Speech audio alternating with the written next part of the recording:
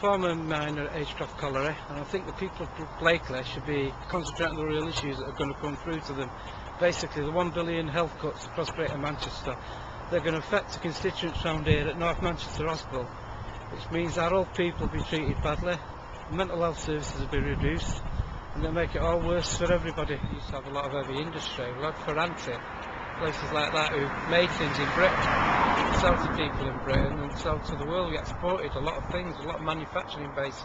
We don't seem to have that now. We do have an arms factory that does sell arms all over the world. And someone once said, arms make trouble and trouble makes money. And I think we should be investing in the local people around here in apprenticeships like we used to have in Afghanistan. We oppose the senseless slaughter for US power. Young British boys from Blackley in the north and everywhere else, former mining communities who've got no option but to get some employment by going around the world killing people at the behest of BP, Shell and Esso and Texaco. It should be stopped, this war. It's mad, it's costing us billions in pounds in money, which could be better spent on our old people, not instituting cuts that they're going to do against us, and having a better world and a peaceful world. My name's Kay Phillips and I'm standing for the parliamentary seat of Broughton and Blackley for the Respect Party in the general election. We're out leafleting in Higher Blackley, one of the wards, and we're supporting Paul Kelly, who's our candidate for Respect for Higher Blackley. I'm in Blackley in Manchester, a city built on immigration, and it's great because of that immigration.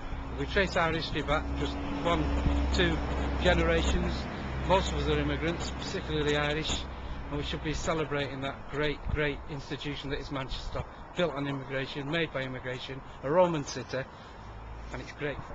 Thursday last week, the Manchester Evening News had a front page story that there was going to be £1 billion cuts within the health service across Greater Manchester. We need to urgently address this question because this would be a disaster if these cuts go through.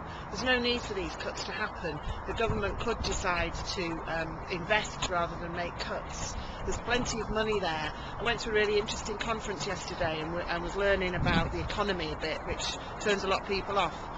But basically, if they actually just collected the taxes that people owed and the rich who evade taxes, that would raise £134 billion, which is almost all the deficit for the country for the whole year. The other thing I learned about was that the higher education budget is £6 billion a year. If they'd have left corporation tax the way it was at 33% rather than reducing it to 28%, this would be the whole amount of money that pays for all of our universities and colleges. There was a lecturer there from Manchester Metropolitan University, and she was talking about they're having hundreds and hundreds of job cuts in our universities and cuts in the budget, which will really affect students. Since Labour came to power, they've already brought in student fees and made it that you can't really go to university without worrying about ending up with a huge debt. So we need an education system that's fully funded, and there is the money there. They're just choosing to not spend it. I'm Paul Kelly. I'm standing as a Respect candidate for Higher Blackley.